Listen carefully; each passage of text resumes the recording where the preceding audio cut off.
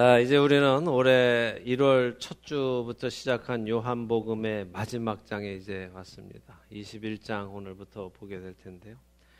요한복음은 저자인 요한 스스로가 밝힌 것처럼 요한의 이 글을 통해서 읽는 사람으로 하여금 예수님께서 하나님의 아들이시고 그리스도이심을 믿게 하기 위해서 이것을 썼다고 이야기했습니다. 또 그분을 믿고 그 이름을 힘입어서 생명을 얻게 하려고 썼다라고 밝혔습니다. 그렇기에 믿음을 갖고자 하는 자나 믿음이 더욱 강건해지기 원하는 자는 하나님께 기도하며 이 요한복음을 읽어 나간다면 성령의 감동으로 쓰여진 이 요한복음을 통해서 예수님이 누구신지 올바로 알아가게 되고 또 믿게 되고 그 믿음 안에서 예수 그리스도의 이름을 통해서 생명을 얻게 되는 놀라운 은혜가 임할 것은 분명합니다. 천지를 창조하신 그 하나님이 나의 하나님이 되시고 그 하나님이 육신을 입고 이 땅에 오신 예수 그리스도께서 나의 주인이 되시고 나의 하나님이 되시는 은혜가 임할 것입니다. 하나님은 거짓말하는 분이 아니시죠. 그러니까 믿음으로 요한복음을 수시로 읽으시며 은혜를 경험하시기 바랍니다. 자, 오늘 말씀드린 대로 요한복음 마지막 장 이제 21장을 보도록 하겠습니다. 오늘은 21장 1절에서 3절만 보도록 하겠습니다.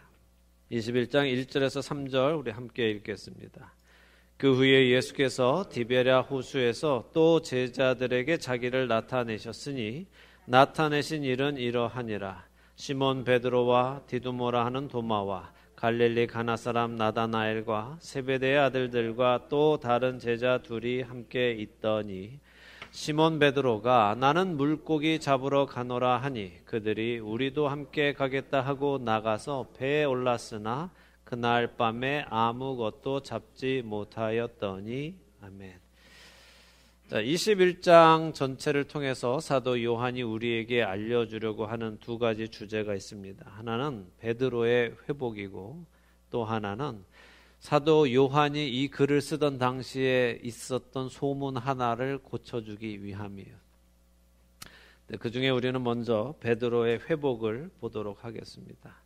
이 이야기는 정말 중요한 이야기고 우리 신앙생활에 아주 요긴한 이야기입니다. 그리고 우리 신앙의 믿음의 기초가 되어져야만 하는 말씀이기도 합니다. 그렇기에 집중해서 좀 보도록 하겠습니다.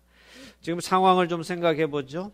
베드로와 몇몇의 제자들이 갈릴리에 가 있습니다. 자, 이들은 지금 예루살렘에서 부활하신 예수님을 부활하신 날 만났었죠. 그리고 도마가 그날 없었음으로 인해서 8일 뒤에 예수님께서 다시 제자들이 모인 그곳에 나타나셔서 만나 주셨습니다. 그것이 20장까지 기록된 내용이었어요. 그리고 오늘 세 번째 제자들 앞에 다시 나타나신 것을 기록하는데 사람들 앞에 나타나신 것이 세 번째가 아니라 제자들이 모여 있는 곳에 나타나신 것이 세 번째라는 말씀입니다. 한번 생각해 보세요. 우리 모두는 베드로가 예수님이 잡히시던 날 밤에 어떤 말을 했고 어떤 행동을 했는지 기억하시죠? 이걸 기억하고 우리가 21장을 봐야 되는데요. 자, 베드로는 예수님께서 오늘 밤 너희들 모두가 나를 버리고 도망할 거야 라고 말씀하셨을 때 뭐라고 했습니까? 주님, 저는 주님과 함께 감옥은 물론 죽음까지도 함께 가기로 이미 제 마음에 결정했습니다 라고 했습니다. 그때 예수님께서 베드로의 그 말을 듣고 뭐라 하셨어요? 그래 장하다 라고 하셨어요? 아니면 네가 나를 위해서 목숨을 버리겠다고? 아니야, 오늘 밤 닭이 울기 전에 너는 3번 나를 부인할 거야 라고 말씀하셨죠. 그때 베드로는 얼마나 충격을 받았습니까? 예수님이 나의 진심을 몰라주다니 하면서 뭐라고 해요? 아닙니다. 다른 사람들은 모두 다 주님을 떠나가겠지만 나는 절대 주님을 부인하지 않을 것입니다 하고 강력하게 자신의 생각을 말했어요. 비록 다른 사람들이 다 주님을 떠나서 도망간다 하더라도 나만은 절대 도망가지 않겠습니다 라고 했죠. 그런데 우리가 알다시피 막상 예수님이 잡혀가시고 사람들에게 얻어맞으시고 이리저리 끌려다니시고 억울한 누명을 쓰기 시작하면서 재판 분위기가 점점 안 좋아지자 어떻게 됐어요? 흔들리기 시작했죠. 바로 그런 때 사람들이 자기를 알아보면서 너도 저 나사렛 예수와 한 패가 아니야? 같이 있는 거 우리가 봤는데? 라고 사람들이 이야기하기 시작했습니다.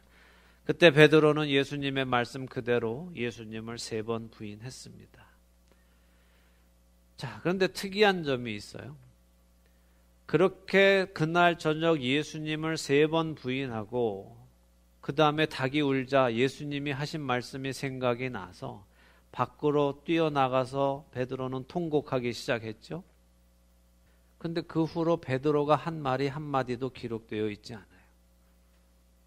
자, 그 전까지 오늘 밤 내가 사람들이 다 가도 나는 주님과 함께 죽음에까지 가겠습니다. 이런 말, 베드로가 한 말들이 성경에는 기록이 되어 있는데 그날 나는 예수님을 모릅니다라고 3번 말한 이후에 그의 말은 아무 말도 기록되어 있지 않다는 겁니다. 자, 부활하신 날 제자들이 모여있는 그 방에 예수님이 처음 나타나셨을 때도 또 8일째 되는 날 2번째 제자들 사이에 오셨을 때도 베드로가 한 말은 아무 말도 없어요. 제자들이 우리가 예수님을 직접 보았다. 도마가 내가 직접 보고 손가락을 넣어보지 않고는 나는 못 믿겠어 하는 말이 기록되어 있죠. 도마가 한 말은 기록되어 있습니다. 그런데 베드로의 말은 없어요. 8일 후에 도마가 예수님을 만나서는 나의 주님이시요 나의 하나님이십니다 라고 고백한 것은 기록되어 있지만 베드로는 여전히 아무 말이 기록되어 있지 않다는 겁니다.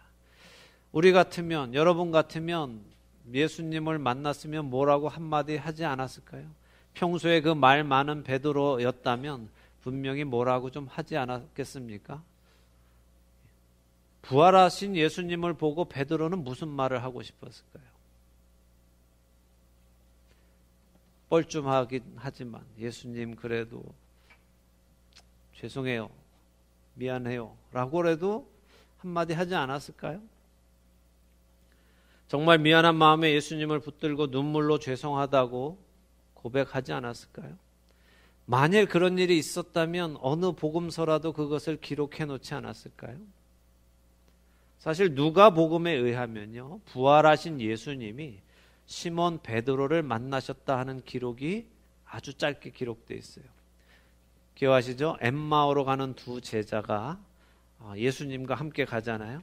예수님은 몰라봤지만 예수님과 함께 엠마오까지 갔다가 떡을 떼시는 걸 보고 그들의 눈이 밝아져서 예수님이다, 주님이시다 했는데 그 순간 예수님이 없어졌잖아요. 그랬더니 이 2 제자가 다시 예루살렘으로 그 저녁에 뛰어가서 제자들한테 말을 할 때 그 제자들이 모여있던 제자들이 뭐라고 했냐 하면은 정말 예수께서 살아나셨다 하더라. 여자들이 와서 얘기했다. 그리고 시몬에게도 나타나셨다고 하더라 라고 돼 있단 말이에요. 그 다음에 제자들이 모여있는 그 자리에 예수님께서 나타나신 거예요. 사도 바울이 이렇게 얘기합니다. 고린도전서 15장에 부활하신 예수님이 게바에게 먼저 보이시고 그 후에 제자들에게 나타나셨다 이렇게 기록하고 있어요. 그러니까 시몬한테 나타나신 게 처음인 것은 맞는 거죠. 자, 그러니까 부활하신 예수님을 제일 처음 만난 제자는 베드로였단 말이죠. 그런데 그럼에도 불구하고 예수님이 베드로를 만나시고 하신 말씀이나 나눈 대화는 아무 곳에도 기록되어 있지 않아요. 자, 그렇다면 이것이 저자들이 의도적으로 베드로와 예수님의 대화를 기록하지 않은 것인지, 아니면 정말 부활하신 예수님과 베드로는 만나긴 했지만 아무 말도 없었던 것인지 그것을 확인할 방법은 없어요. 그러나 실제로 아무 말도 나누지 않았던, 의도적으로 아무 말도 기록하지 않았던 간에 베드로와 예수님의 대화가 기록되지 않은 것은 사실이죠. 그렇다면 그 이유는 무엇일까 우리가 생각해 봐야 돼요. 자, 여인들과의 대화도 기록이 되어 있어요. 부활하신 예수님과 여인들과의 대화 기록되어 있고, 엠마오로 가는 제자들과의 대화도 기록되어 있고, 다른 제자들과의 대화도 자세하게 기록이 되어 있는데, 예수님의 오른팔인 수제자인 베드로와는 부활하신 이후에 아무런 말도 대화도 기록되어 있지 않다는 것은 무엇 때문일까? 자, 이제부터 우리는 베드로의 입장에서 이 상황을 생각해 보도록 하죠. 베드로는 지금 어떤 심정일까요? 여러분은 베드로의 심정이 돼 보셨어요? 자, 그는 지금껏 자신이 예수님의 오른팔이라고 믿어왔고 그렇게 행동해 왔어요. 사실 12제자 사이에 예수님의 친인척이 2명이나 있잖아요. 그런데도 걔네들보다 내가 더 가까이 가야 예수님 오른팔에서 내가 한 자리를 할 수 있다는 생각으로 계속해서 자신을 나타내는 모습을 계속해서 보여왔었어요. 그런 이유로 그는 늘 앞에 서기를 좋아했고 자기 위치를 확고히 잡으려고 했죠. 물 위를 걸어오시는 예수님을 향해 주님이시거든 나를 명하여 물 위를 걷게 하소서라고 할 수 있었던 이유가 뭐예요? 그는 자신이 다른 제자들과 다른 급임을 늘 확고하게 자리 잡고자 했어요. 그렇게 제자들 사이에서 주도적인 리더의 자리에 있던 베드로가 예수님을 3번 부인하고 도망쳤습니다. 자, 예수님을 모른다고 부인한 것을 예수님을 부인한 것이죠. 근데 사실 따져보면 뭘 부인한 걸까요? 자기 자신을 부인한 거예요. 이해가 되세요? 예수님을 모른다고 부인한 것은 따져보면 베드로가 자기 자신을 부인한 것이라고요. 베드로는 아니다, 나는 예수를 모른다라고 말한 것이지만 사실은 아니다, 나는 베드로가 아니야 라고 말하는 거란 말이에요. 사람들이 너도 같이 있었잖아, 너 그 12명 중에 하나잖아 라고 했어요. 나는 그 사람이 아닙니다 라고 한다는 거죠. 나는 그 너희들이 아는 베드로가 아니야 라고 부인하는 겁니다. 그래서 예수님을 부인하는 것은 곧 자기를 부인하는 것입니다. 근데 이것은 예수님이 말씀하신 자기를 부인하고 자기 십자가를 지고 나를 따르라 할 때 그 부인하고는 다른 부인이죠. 예수님이 부인하라고 하신 것은 자기 자아이고 자기 욕심이고 자기 생각이죠. 베드로가 한 부인은 자신의 정체성, 예수 그리스도의 제자라는 정체성을 부인한 거죠. 이렇게 자기가 예수의 제자가 아니다, 나는 너희가 생각하는 그 베드로가 아니야 라고 부인했던 베드로는 어떤 마음이 들었을까요? 저는 이럴 때 자괴감이라는 말을 써야 된다고 생각해요. 이렇게 자괴감이 들면 사람은 그때부터 자기 자신에 대해서 자신감이 떨어지기 시작합니다. 다른 제자들을 만나도 그는 더 이상 야 그래도 내가 리더야 라고 말할 수 없어요. 내가 그래도 리더잖아 라고 주장할 수 없죠. 자기들끼리도 야 우리는 그래도 도망은 갔지만 너처럼 예수를 모른다고 부인하지는 않았어 라고 할지도 모르죠. 그런 그들에게 너희들은 도망갔지만 난 그래도 대제사장 집까지는 쫓아갔어. 이렇게 싸워봐야 그게 무슨 소용이 있겠어요. 정말 말 그대로 도끼니 객끼니죠. 그런데 이러한 다툼 속에서 자신들은 결국 모두가 다 실패자이고 누가 더 잘났고 못났고가 없음을 알기 때문에 자괴감만 더욱 깊어가게 됩니다. 더군다나 부활하신 예수님께서 지금 자신들 앞에 나타나셨는데, 특별히 베드로는 자신 앞에 나타나셨는데 만약 예수님이 정말 아무런 말씀이 없으셨다면, 다른 제자들과는 이런저런 대화를 나누셨는데 자신에게는 아무런 말씀을 하지 않으셨다면 베드로의 입장에서는 어떤 생각이 들까요? 여러분이 베드로라면 어떠셨겠어요? 지난 3년 동안 내가 오른팔로 열심히 하고 다녔는데, 그래서 예수님이 항상 베드로야 이리 와, 어딜 가도 항상 데리고 다니시고 변화산에도 제자 셋 데리고 갈 때도 항상 데리고 다니던 베드로였는데 부활하신 예수님이 딱 나타나셔서는 자기한테는 아무 말도 하지 않으셨다면, 내가 예수님을 모른다고 나는 베드로가 아니라고 3번이나 부인한 이후로, 그때 마지막에 부인할 때 예수님과의 눈이 마주친 이후로 내가 저주하며 예수를 모른다라고 욕했을 때에 예수님과의 눈이 마주친 이후로 한 번도 예수님이 나한테 말을 하지 않으셨다면 베드로는 어떤 생각이 들겠습니까?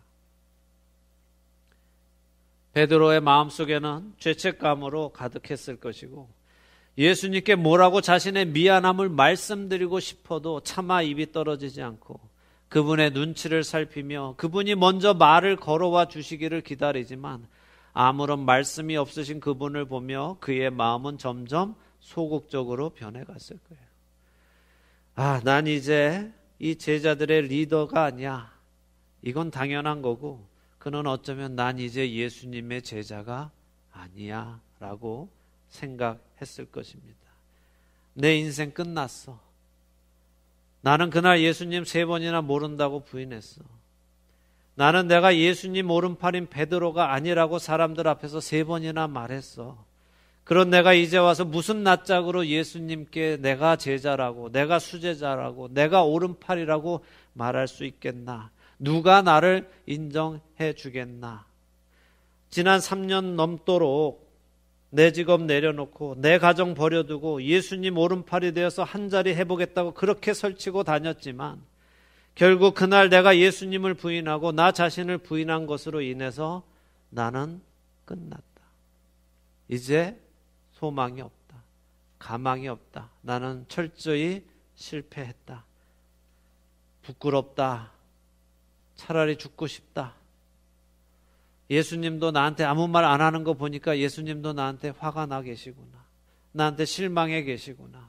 예수님도 나를 다시 부르지 않겠구나. 나를 인정하지 않겠구나. 내가 스스로 알아서 사라지기를 바라고 계시겠구나. 라는 생각에 꼬리가 계속해서 물고 이어지겠죠. 그러니 어떻게 하겠어요?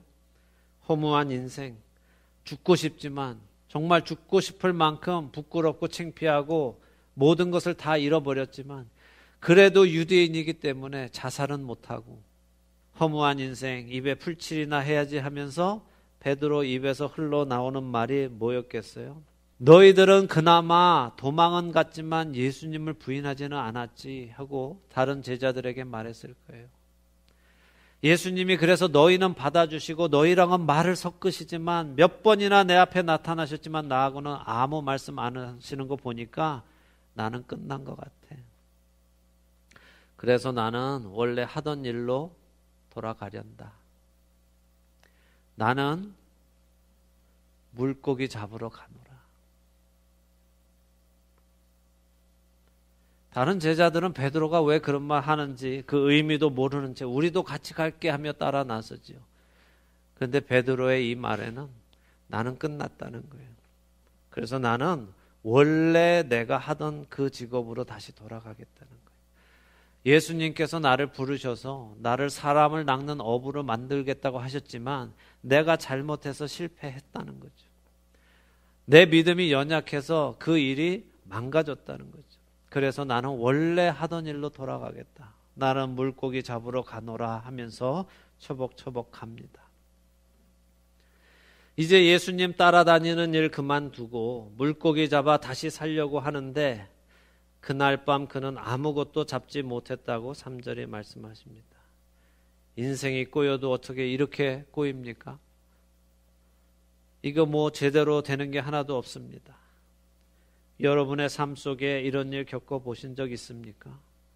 예수님 믿어보겠다고 구원받은 자답게 그리스도인답게 한번 살아보겠다고 으쌰으쌰 힘써서 한번 해봤는데 내 생각처럼 믿음으로 사라지지 않고 죄를 내가 너끈히 이길 줄 알았는데 세상의 유혹을 우습게 뿌리칠 수 있을 것이라 생각했는데 악을 미워하고 선을 사랑하는 사람이 될 줄로 쾌락을 혐오하는 사람일 줄로 알았는데 내 생각처럼 그렇게 되지 않고 오히려 그 죄 앞에 그 유혹 앞에 그 쾌락 앞에 그 악 앞에 허무하게 무릎 꿇고 허무하게 무너지고 허무하게 낮아빠지고 허무하게 깊이 빠져버린 나 자신을 볼 때 우리의 마음은 베드로의 마음처럼 되어갑니다.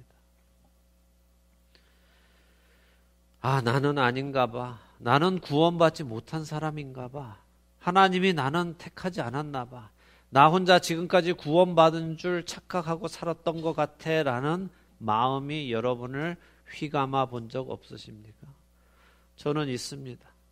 저는 실패도 해봤고 넘어져도 보았고 자빠져도 보았습니다.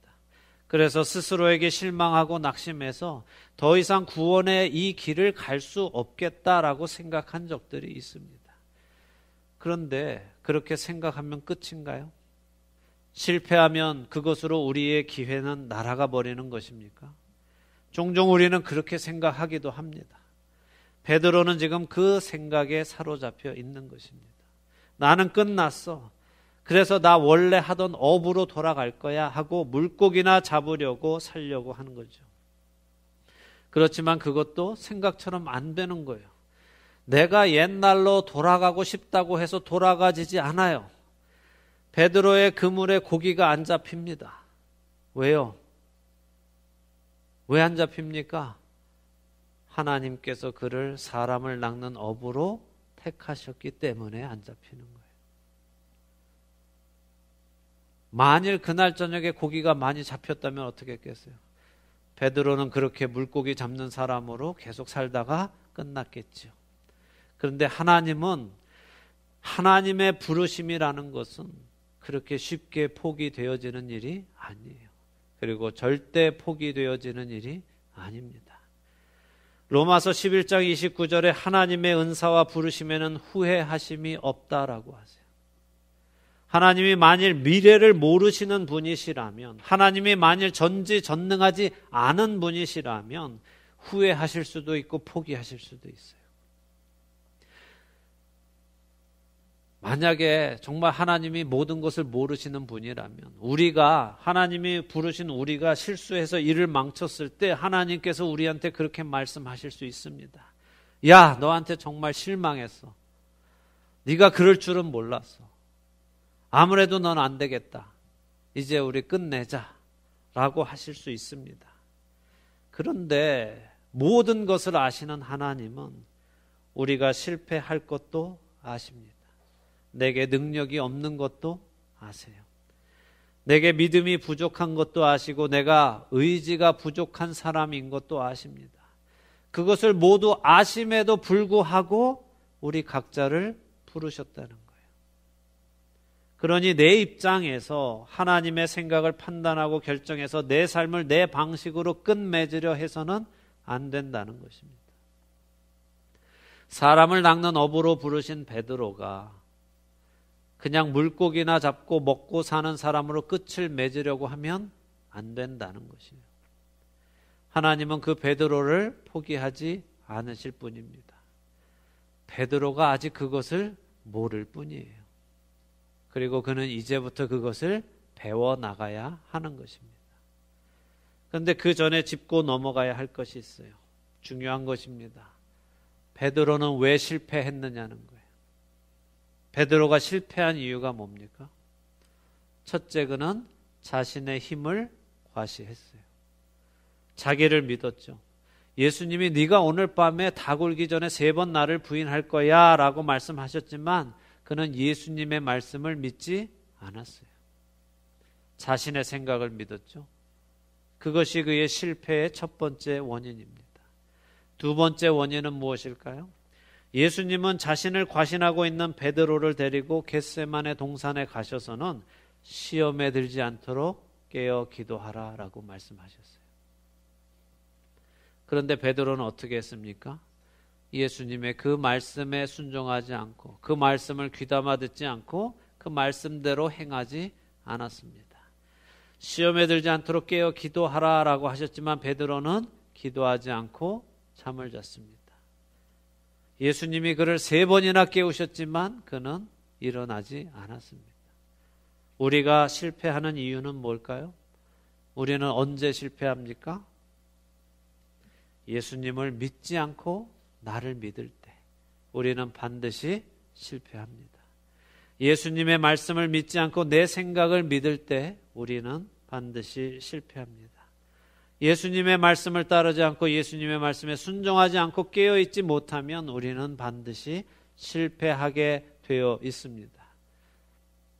아니라고 하신 것을 괜찮다라고 생각할 때 우리는 실패하게 되어 있습니다. 선악을 알게 하는 나무의 열매를 먹으면 죽는다고 하셨지만 먹음직도 하고 보암직도 하고 탐스러워서 괜찮을 것 같다고 생각하는 때에 실패하는 것이에요. 아담과 하와는 그렇게 실패했고 그의 후손들이 그렇게 실패했습니다. 자, 그들이 다 실패했으니까 우리도 실패해도 괜찮습니까?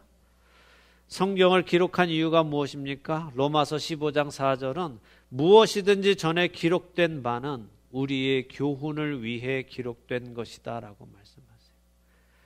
그러니 우리는 기록된 성경 말씀을 통해 교훈을 얻고 그들이 저지른 같은 실수를 반복하지 않고 믿음으로 행해야 하는 것입니다.